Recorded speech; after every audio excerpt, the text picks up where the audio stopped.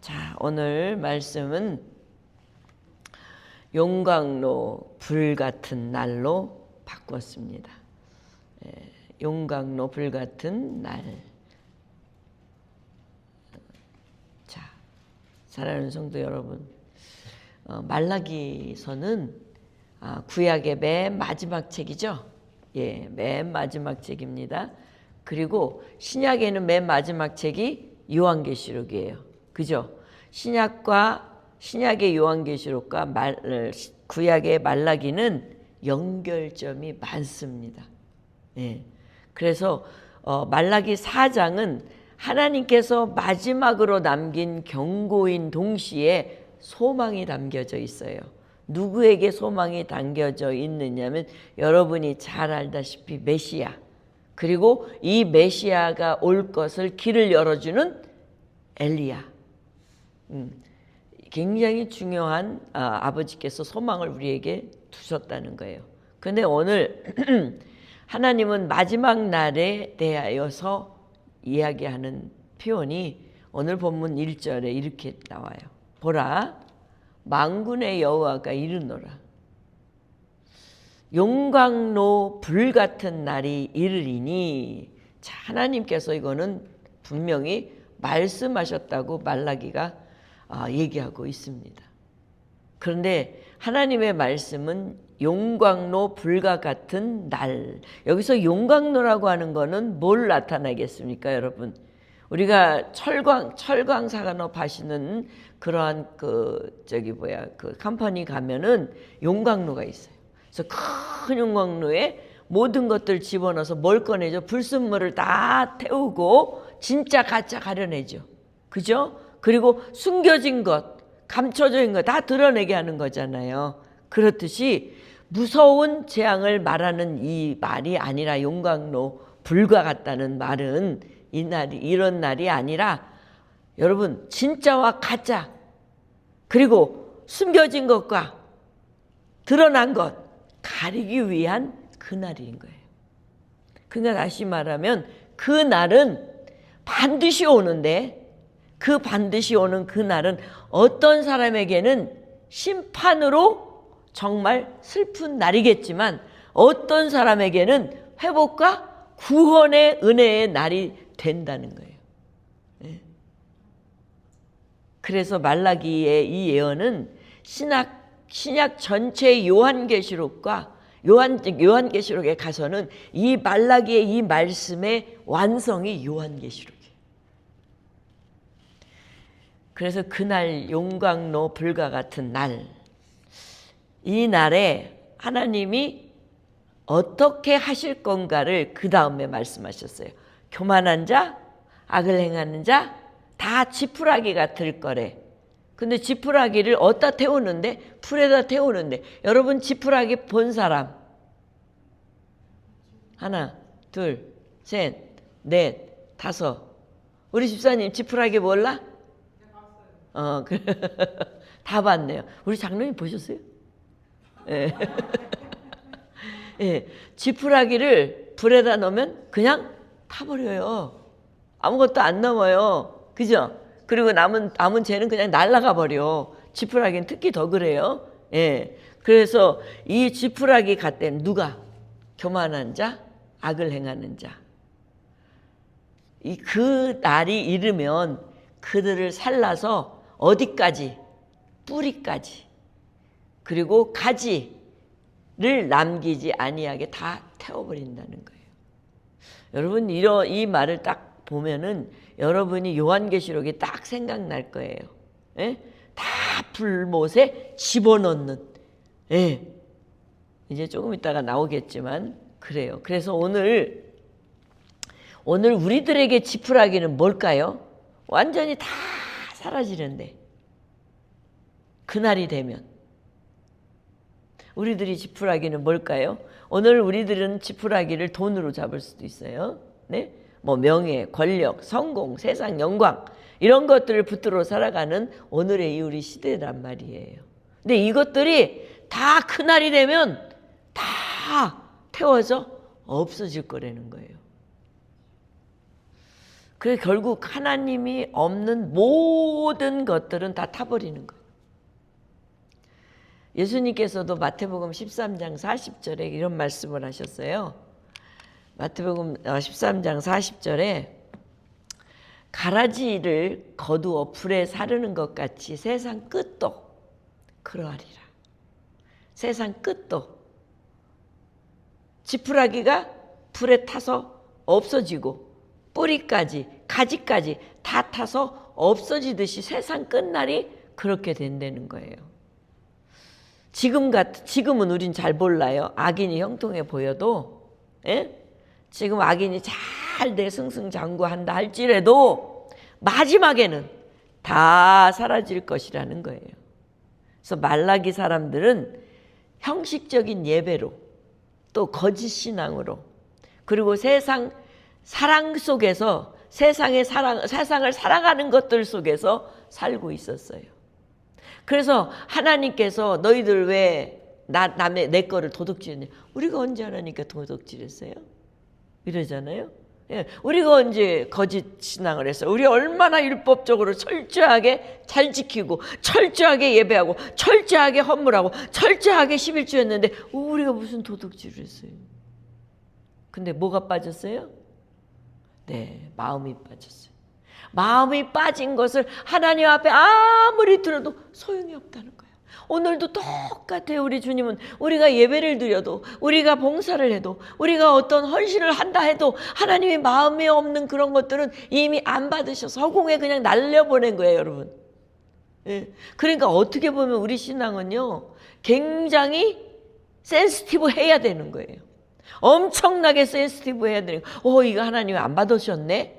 마치 가인과 아벨에서 가인이 안 받은 걸 어떻게 알았겠어요? 느꼈잖아요. 그랬으면 느낄 정도로 했으면 영적으로 회복돼야 될 거 아니에요. 근데 왜 더 깊이 늪으로 들어가요? 이게 지금 우리에게 오늘 현실 속에 우리들도 예외는 아니라는 사실이에요. 여러분 예배 잘 드린다고 내 영이 지켜져요? 아니요.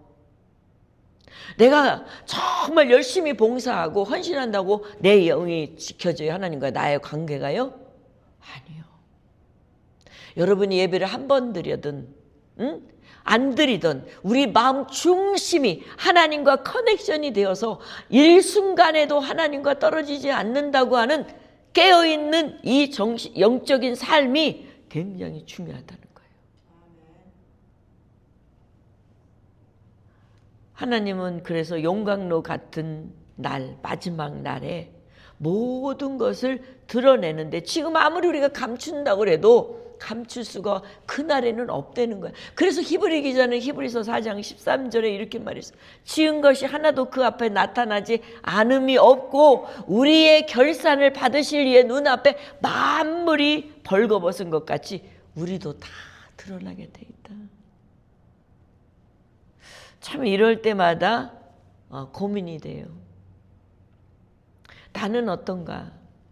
내 모습은 엉망진창인 것 같은데 나는 진짜 오늘 주님이 오신다면 내가 진짜 이렇게 서 있을까? 주님 앞에? 어떨 땐 그런 게 나를 우울하게 만들더라고요.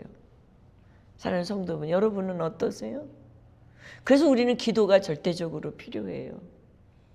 요즘 우리 교회가 공사하느라고 저녁 기도를 집에서 하지만 여러분이 저녁에 집에서 기도하는 것하고 교회에서 나와서 기도할 때하고 차이 있어요? 없어요? 있어요. 예.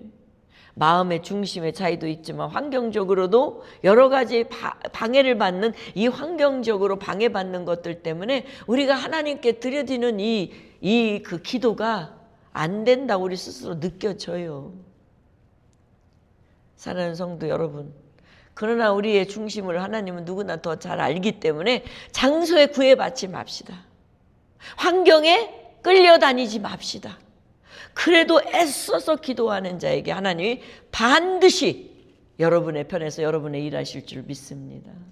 오늘 11개 요즘 새벽 예배 11개 하잖아요. 얼마나 은혜스럽습니까?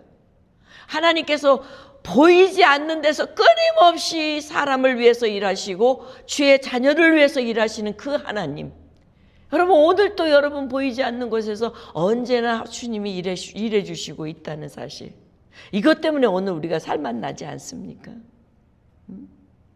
그래서 하나님은 이 용광로 불에 다 그 날에는 다 숨김없이 드러날 거기 때문에 지금 하나님은 침묵하시는 것 같지만 그래도 여전히 일하시는 거예요.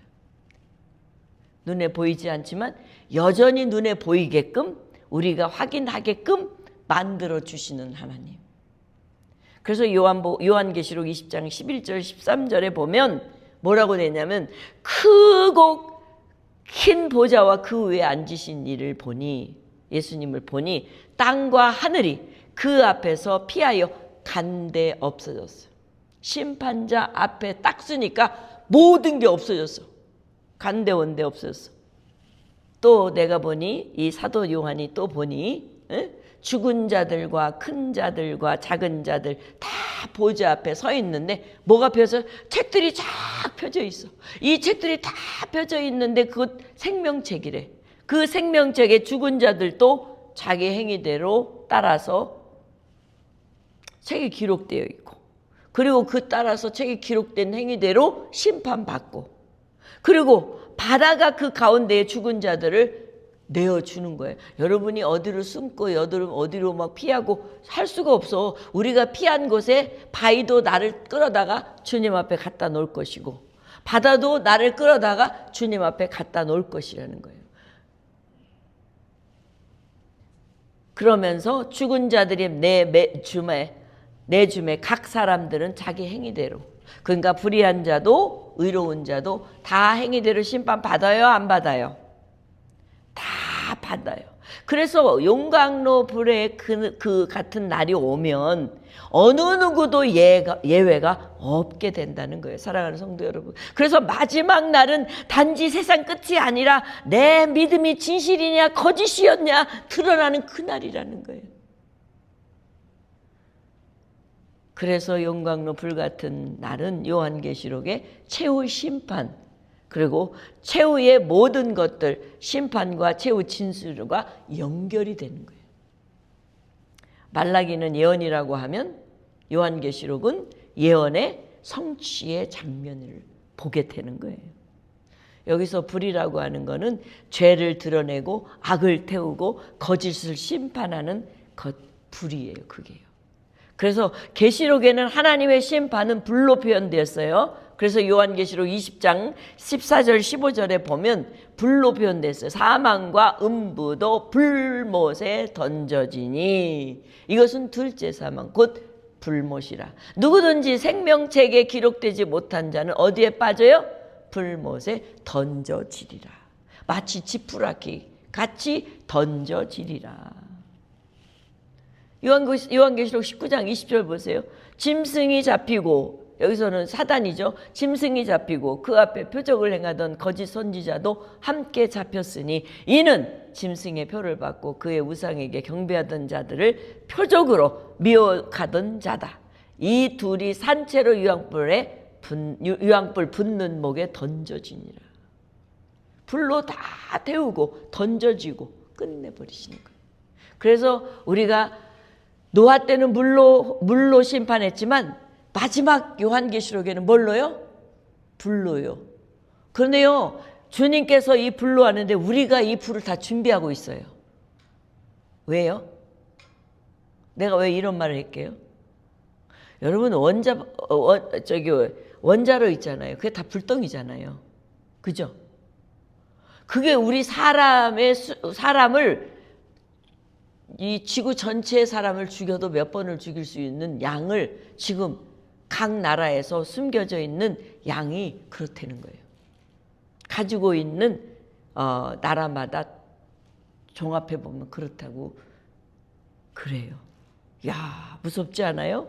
예? 근데 하나님도 우리에게 불로 마지막은 심판하겠다고 하셨다는 사실이에요. 자, 그래서 오늘 용광로의 불은 최종의 심판의 불의 예표예요. 아직 우리는 요한계시록에서 완성이 안 됐잖아요. 지금 어디를 가고 있잖아요. 최종의 심판으로요. 그러니까 우리는요, 지금요, 구원의 날이 아니라 구원을 이루어 완성되어 반드시 불로 심판 안 받기 위한 주님을 붙잡는 믿음이 돼야 된다는 거예요.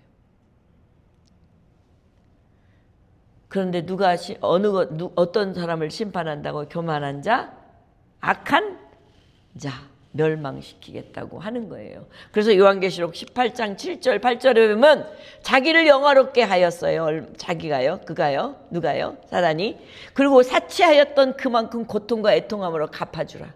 그러니까 악한 사람이 영광을 많이 취하고 편안하게 살았던 시간만큼 고통도 그때 가서 준대요. 우리는 지금 받아도 그때 가서는 안 주는데 이 믿지 않는 자들은 그렇게 고통을 받게 된다는 거예요. 그러니까 여러분 굳이 그 시편 73편 기자처럼 내가 한 버터로면 넘어질 뻔 알았다. 왜? 악인이 잘 되는 걸 보고 왜 이러지 하고 속상해서 넘어질 뻔 알았다. 그것도 교회 안에서. 그런데 마지막에 보니까 하나님께서 심판으로 갈라놓으시는 걸 보고 큰일 날 뻔 알았구나. 내가 하나님 놓치면. 그리고 예배 자리에 오면서 기뻐하는 그 시편 73편의 저자를 보게 됩니다. 사랑하는 성도 여러분, 그래서 우리에게 있잖아요. 이 갚아주리라. 그가 마음에 말하기를 나는 여왕으로 앉은 자요 과부가 아니라 결단코 애통함을 당하지 아니하리라 하니라. 그러므로 하루 동안의 그 재앙들이 이르니 곧 사망과 애통함과 흉년이라. 그가 또한 불에 살을 지니 그가 심판주 하나님 강하신 자임이니. 하나님은 강하셔요. 그 어떤 것도 그 사람 앞에는 피할 길이 없어요. 그러니 여러분 아무리 여러분이 페이크로 신앙생활 한다고 해도 언젠가는 다 드러나게 돼 있어요. 그때 가면 모르니까 이런 게 아니라는 거예요. 그래서 여러분 우리가 예수 믿는 거는요, 교회를 섬기는 게 아니라 내가 하나님 앞에 구원받기 위해서 오는 거예요. 내가 하나님과의 관계 속에서 나락으로 불꽃으로 떨어지지 않기 위해서 주님과의 관계를 회복하기 위해 오는 거예요. 그래서 주일날 말씀을 듣고 여러분의 영혼에 죄의 씨들이 다 또 갈아엎어져서 새롭게 되어 또 한 주간을 살고 해도 새롭게 되어 한 주간을 사는 이 강력한 메시지를 여러분들이 심령에 담겨져 있어야 될 줄 믿습니다. 그래야지 흔들리지 않아요. 그래서 시편 기자는요, 시편 37편 20절에 뭐라고 그랬냐면 악인들은 멸망하고 여호와의 원수들은 어린 양의 기름을 같이 타서 연기가 되어 없어지리라. 원수들은 어린 양의 기름같이 타서 없어진대. 멸망하고 악인들은. 그러니 얼마나 좋아요? 우리의 원수도 또 우리의 악인들도 다 타서 없어지면 얼마나 우리가 살기 좋겠어요. 제가 이런 생각을 했어요. 말씀을 준비하면서 주님께서 다스리는 그 나라는 얼마나 좋을까. 우리들이 잠시 하나님을 만나는 기쁨을 기도를 통해서 말씀을 통해서 어떤 관계를 통해서 얻잖아요. 그 기쁨 굉장히 크잖아요. 그런데 주님이 주신 그 기쁨은 영원한데 그 기쁨을 영원하면 여러분 다 천사가 돼서 날아다닐지도 몰라. 너무 기뻐서 가만 앉아있으니까 너무 기쁘니까 이 심령이 막 뜨거워지고 막 풍성해지니까 그런 생각을 했다니까요. 근데 악인은 멸망하고 원수들은 어린 양 기름이 타서 없어지는 연기와 같이 된다니까. 지금에야 세상에서는 이들이 강해 보이죠. 마지막에는 하나님 앞에 이들은 정말 안개와 같이 사라지는 영혼들이라는 사실이에요. 그래서 영광로 뜨거운 불은 결국 마지막 날에 교만하고 거짓되고 외식하는 자 죄악을 다 드러내서 없애뜨리는 거라는 거예요. 그래서 히브리 기자는 히브리서 12장 29절에 우리 하나님은 소멸하는 불이시니라. 무엇을 소멸해? 거짓되고 악하고 교만하고 죄악을 다 드러내어 살려버리는 하나님이시라는 거예요.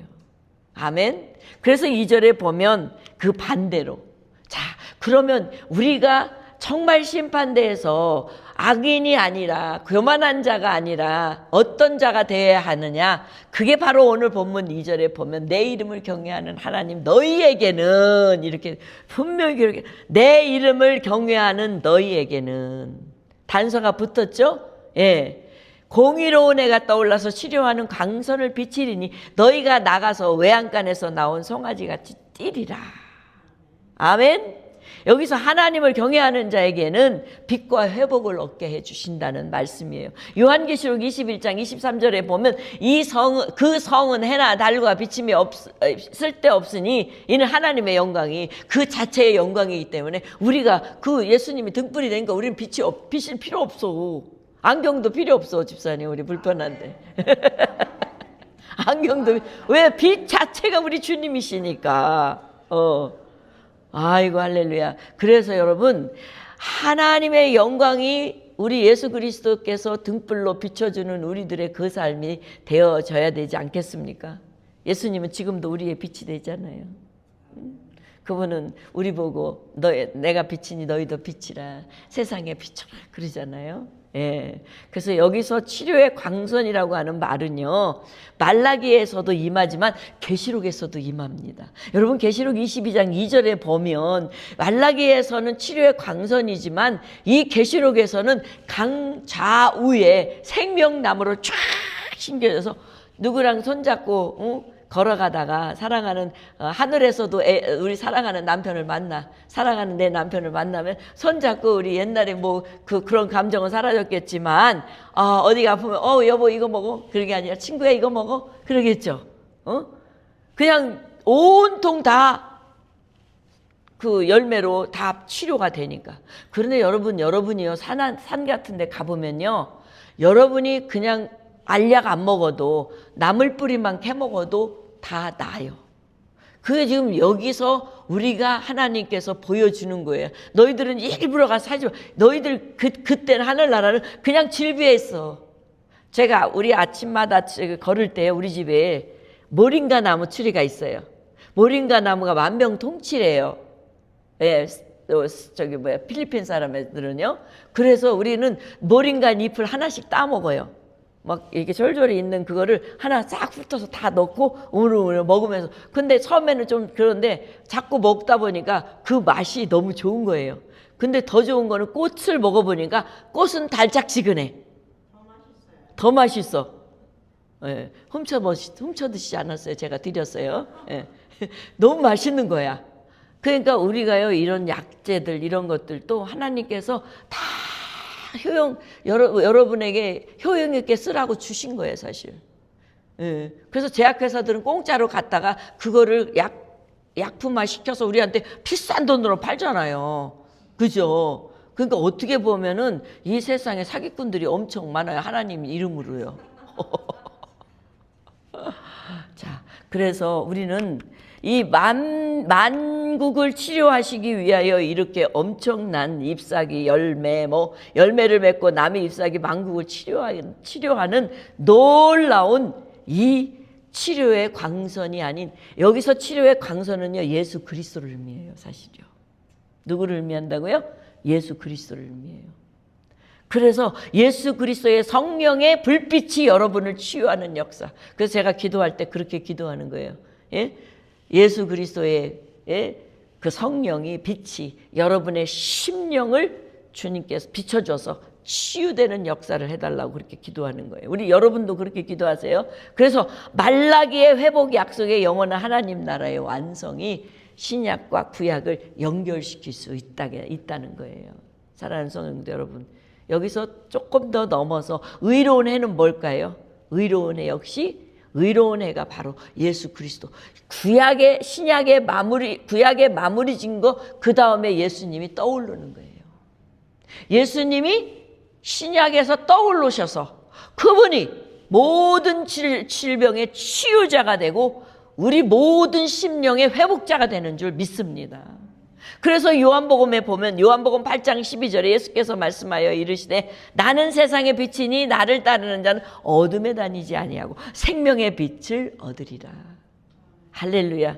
나와 여러분은 그래서 행복한 사람이에요. 왜? 생명의 빛을 얻은 사람이기 때문에요. 예.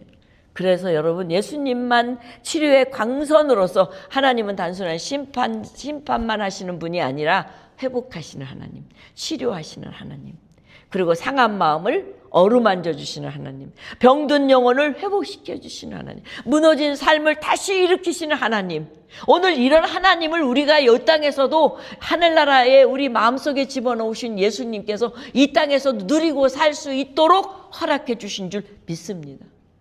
그래서 우리는 외양간에 나가서 춤을 추는 송아지같이 기뻐 뛰는 그러한 삶이 나와 여러분이 주님 오실 때까지 이어져야 되지 않겠습니까? 그렇게 하시겠다고 약속하셨으니까 구약에서요. 그죠? 예. 그래서 사랑하는 성도 여러분, 우리는요 3절에 넘어가 보면요, 너희가 악인을 밟을 것이야. 이렇게 기뻐하는 하나님이 우리 예수님께서 우리 마음속에 자정하셔서 하나님 나라를 형성했어요. 우리 성령께서 우리를 다스리고 그분께 내어주는 사람은요, 우리가 악인을 악인한테 밟히지 않는 줄 믿습니다. 그렇게 되는 경우 너희는 악인을 밟을 것이요 그들이 내가 정한 날에 너희 발바닥 밑에 재와 같으리라. 주님이 오시는 그날, 용광로와 같은 그날, 크고 놀라운 그날에는 여러분과 내 발밑에 누가? 이 악인이 내 발밑에 있게 될까? 지금은 악한 자들이 강성한 것 같잖아요. 우리 속상하잖아요. 너무 악하게 굴으니까 우리 너무 답답하고 막 화가 나고 막 그것 때문에 시험에 들고 화가 나잖아요. 그죠? 그런데 그날 되면 자동적으로 하나님께서 우리 발밑에 두게 해주겠다는 거예요. 이게 여호와의 말씀이라는 거예요. 그러면서 요한계시록의 20장 12절에 보면 내가 보니 죽은 자들이 큰 자나 작은 자나 쫙 있는 이 생명책, 여기에 다 여러분들은 기록되어 있지만 그들은 기록되지 않는 하나님이 구별하시는 놀라운 역사를 우리가 보게 된다는 거예요. 그날 되면요, 용광로의 불로 임하는 그날.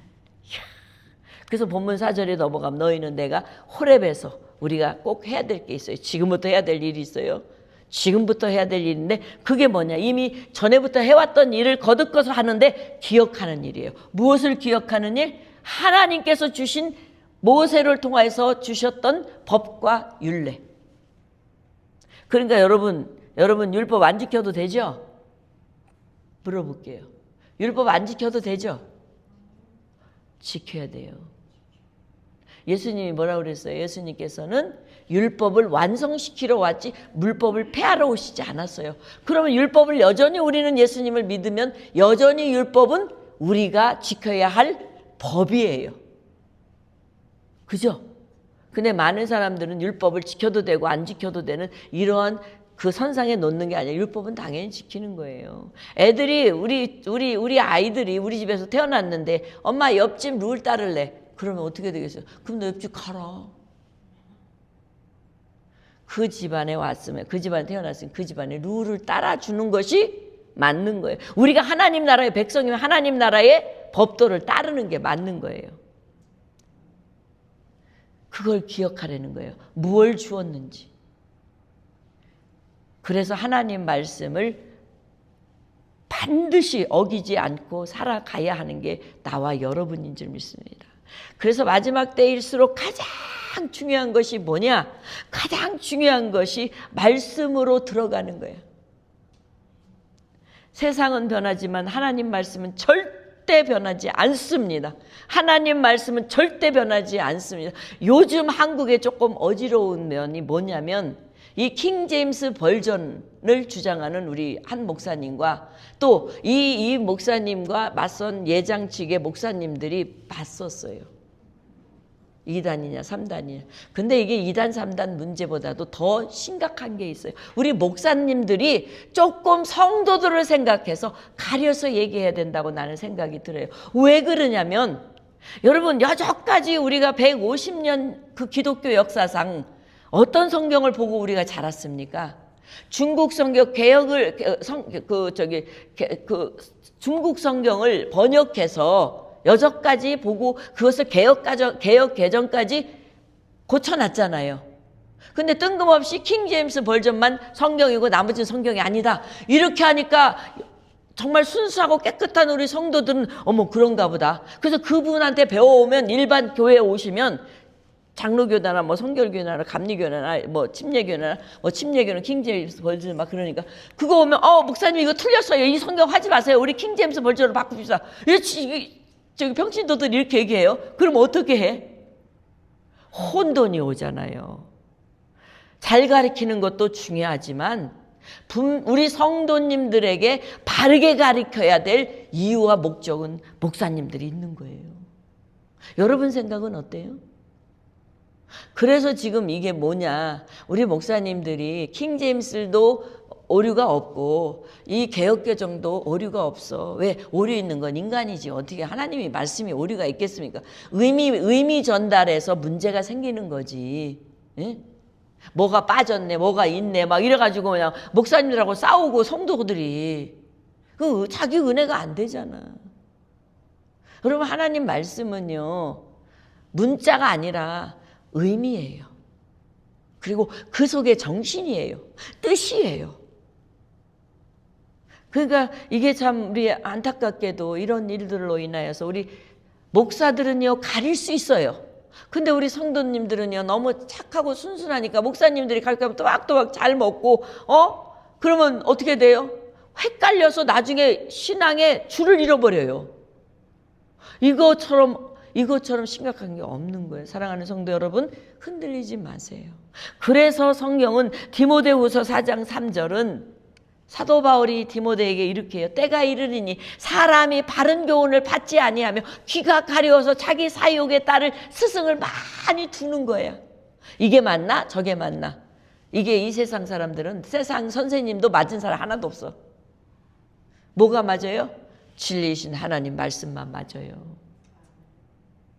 그래서 우리는 기억해야 될 것은 율법과 법률을 하나님이 모세를 통해서 주어진 말씀, 그 말씀이 진리라는 사실을 잊지 말라는 거예요. 마지막일수록 말씀을 붙들어야 돼요. 요즘 많은 성도들 만나면요, 말씀을 잘 모르고 예수 믿는 사람이 태반이에요. 맞아요, 틀려요? 응? 성경을 한 번 읽고 그 한 번 먹고 난 다음에 평생을 우려먹고 살아요. 여러분, 10년 전에 먹은 음식 여태까지 우려먹을 수 있어요? 없잖아요. 그런데 어떻게 영의 양식을 한 번 먹었다고 그거를, 야, 그 대단한 사람이야 나는. 지속적으로 읽고 오늘 읽었던 본문도 내일 이건 저보고요, 목사님 말락에서 내일 다음 주에 4장 한 번 더 해서 다르게 설교할 수 있어요. 왜요? 다르게 볼 수 있으니까. 다각도로 볼 수 있는 하나님의 영적인 능력을 우리에게 주셨다고요. 그래서 우리가 가장 부족한 거는 성경을 보고 이 세상 지금 살고 있는 우리들의 삶을 뭐예요? 적용을 못해서 그래요. 적용할 줄 알아야 진짜 신앙인이 되는 줄 믿습니다. 제가 그러잖아요. 죄는 지어서 죄는 미워하되 죄를 지은 사람은 미워하지 말아라. 사람을 미워하면 죄를 빼뜨리고 이 사람 구원하기가 불편해, 못해. 그러니까 구원해야 될 상대는 죄가 아니라 누구예요? 사람이잖아요. 사람에게 하는 거예요. 이거를 분명히 깨달아야 우리는 하나님이 어떤 의도를 가지고 오늘 우리들을 향하여 손 내밀고 주님께 오라고 하시는지를 깨달을 줄 믿습니다. 마지막 본문이 이렇습니다. 5절 6절에 보면, 보라, 하나님이 크고 두려운 날이 이르기 전에는 하나님께서 선지자 엘리야를 보내시겠다는 거야. 엘리야를. 왜요? 6절에 보면 이 엘리야가 와서 너의 아버지의 마음을 자녀들에게 돌이키게 하고 자녀들의 마음을 그들의 아버지에게로 돌이키게 하리니 돌이키지 아니하면 두렵건대 내가 와서 저주를 그 땅을 칠까 하노라. 완전히 멸할까 하노라. 이때는 더 이상 용광로의 불의 날 더 이상 이상이 없다는 거예요. 아버지의 마음, 하나님 아버지의 마음을 우리들 속에 돌이키게 하고, 우리들은 하나님 마음 아버지에게 우리를 돌봐달라고 회개하는, 돌이키는 마음이 없으면 안 된다는 거야. 어떻게 보면 그렇게 해석할 수도 있어요. 그죠? 사랑하는 성도 여러분, 하나님께서는 크고 두려운 날만, 용광로의 그날만이 아니라 이것 또한 크고 두려운 날은 똑같아요. 엘리야를 보내겠다. 여기서 엘리야는 예수님께서 오셔서 뭐라고 말씀하셨냐면 마태복음 11장 13절에서 14절에 예수님께서 이렇게 말씀하셨어요. 모든 선지자와 율법이 예언한 것은 요한까지니, 예언은 끝났어요. 분명히 요한까지라고 예수님이 정해졌어요. 모든 율법과 예언한 것은 요한까지니 만일 너희가 즐겨 받을지인데 오리라 한 엘리야 곧 이 사람이다. 누구? 세례 요한이다. 그래서 17장에 가서 뭐라고 또 얘기하시냐면 제자들이 물었어요. 그러면 어찌하여 서기관이 엘리야가 먼저 와야 하리라 하나이까? 서기관들이 계속 그렇게 가르치잖아요. 그랬으니까 주님이 뭐라고 대답하냐면 이르시되 엘리야가 과연 먼저 와서 모든 일을 회복하리라. 내가 너희에게 말하노니 엘리야가 이미 왔으되 왔어요. 그러니까 세례 요한이죠. 여기 주님이 세례 요한이라고 또 말씀하셨어요. 왔으되 사람들이 알지 못하고 임의로 대우하였도다. 인자도 이와 같이 그들에게 고난을 받으리라 하시니 그제서야 제자들이 예수께서 말씀하신 것이 세례 요한인 줄 깨달았다. 세례 요한은 자기 몫을 충분히 감당해냈어요. 누가복음 1장 17절에 보면 그가 또 엘리야의 심령과 능력으로 주 앞에 와서 먼저 와서 아버지의 마음을 자식에게 거스리는 자를 의인의 슬기로 돌아오게 하고 주를 위하여 세운 백성을 준비하리라. 이 말씀을 비추면 아까 제가 해석한 게 맞물려 가는 거예요. 그죠? 이 예언은요, 세례 요한은 실제 엘리야의 환생이 아니야. 사람들은 엘리야가 환생했다. 누구죠? 헤롯이 그렇잖아요. 환생 아니에요. 엘리야와 같은 사명, 엘리야가 행한 능력, 그리고 엘리야로 인하여서 회개의 역사를 이루고 가지고 온 메시아의 앞날을 열기 위해 오신 그 역할을 감당하기 위해 오신 엘리야라는 거예요. 그게 세례 요한이라는 거예요. 그래서 세례 요한은 광야에서 회개를 외쳤고 왕과 백성들을 책망하며 메시아의 길을 예비하는 역할을 잘 감당하다가 옥에서 억울하게 목에 잘려 돌아가시지 않아서 순교하지 않았습니까? 그래서 엘리야의 사명은 뭐냐? 회개하는 것, 그리고 마음을 돌이키게 하는 것이었습니다. 그래서 구약의 마지막은 두 가지예요. 회개하게 만들고 마음을 돌이키게 하기 위해서 이 400년이라는 중간기에서 하나님은 세상 속에서 일하셨어요. 왜? 돌이키고 회개할 저들을 위해서 준비시킨 거죠. 그러고 난 다음에 돌이키지 않으면 주님께서는 다시 그날 오실 때에 저주, 그리고 그 땅을 저주로 쳐버린다는 것입니다. 하나님은 마지막 시대에 멸망보다 회복을 원하셨습니다. 그래서 하나님은 구약에 꺼져가는 촛불도 끄지 아니하시고 흔들리는 칼대도 꺾지 아니하시기를 언제까지? 심판하여 이를 때까지 기다려 주신다고 그랬어요. 회개의 기회를 문을 활짝 열어. 그래서 사도 바울은 우리에게 뭐라고 그래요? 지금은 은혜 받을 만한 때요. 베드로도요. 예. 지금은 은혜 받을 만한 때요. 구원의 날이다. 지금이 아니면 그날 갑자기 용광로에 불이 떨어지는 날, 크고 두려운 날이 임하게 되면 그때는 too late. 그래서 오늘도 우리 여러분이 매일같이 이렇게 수요일마다 나와서 하나님의 말씀을 듣고 나를 다시 검증하고 다시 아침 새벽마다 기도하면서 말씀 들으면서 나를 한번 점검하고 깨어있는 삶을 여러분이 차곡차곡 살아내는 그러한 날들이 되게 한 것에 감사와 영광을 하나님께 돌리시기 바랍니다. 우리는 축복받은 사람이에요. 왜? 우리의 귀에 하나님 말씀이 들려요? 우리의 귀에 하나님의 말씀이 깨달아져요? 우리의 마음이 하나님의 마음이 내 마음에 와닿아요? 안 오면 떼쓰세요. 애들이 사탕 달라고 다리 동동동동 구르면서 이렇게 하듯이 하나님께 떼쓰세요. 하나님 오늘도 주시려고 문 활짝 열어놓으셨어요. 만약에 돌이키지 않으면 우리도 그날에 멸망될지 몰라요. 여기에 아무도 완벽하게 준비된 사람, 완벽하게 도장 받은 사람 아무도 없어요. 그날이 돼야 되는 거예요. 그래서 우리 생각을 놓지 말고 끝까지 마지막 시대에는 멸망보다 회복을 원하시는 이 아버지의 간절한 이 말라기서의 애침을 우리는 다시 한번 반드시 깨달아야 될 줄 믿습니다. 말라기는 마지막은 신학으로 이어지는 징검다리의 역할을 하는 이 중간기를 뛰어넘을 수가 없이 이어지는 놀라운 말라기의 마지막은 신학으로 이어진다는 사실이에요.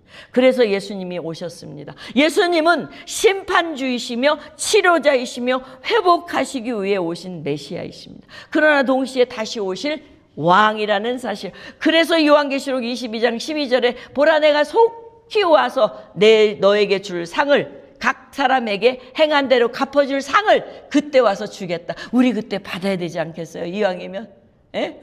못 받으면 억울하잖아요. 여기에 계신 분들. 난 여러분들 다 받고 우리 서로 2개 가졌으면 하나씩 나눠주고 많이 받았으면 좀 더 나눠주고 그런 그날이 왔으면 좋겠습니다. 자, 말씀을 정리하겠습니다. 사랑하는 성도 여러분, 용광로의 불같은 날, 여호와의 크고 두려운 날 반드시 옵니다.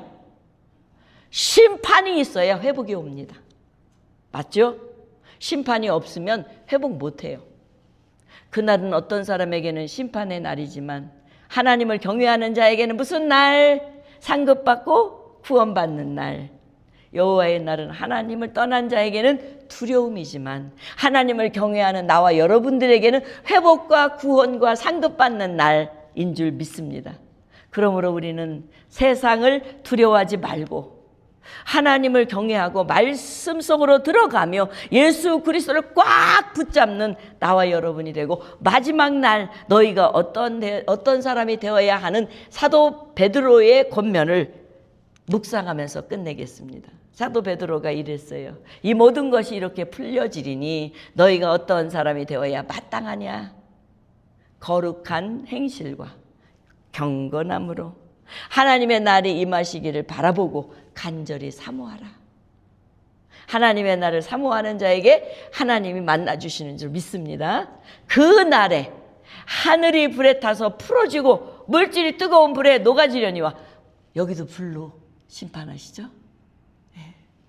우리는 그의 약속대로 의가 있는 곳인 새하늘과 새 땅을 바라보더라. 그러므로 사랑하는 자들아 너희가 이것을 바라보나니 주 앞에서 점도 없고 흠도 없이 평강 가운데서 나타나기를 힘쓰라. 기도하겠습니다. 하나님 아버지, 우리는 지금도 마지막 시대다 라고 살아가고 있습니다.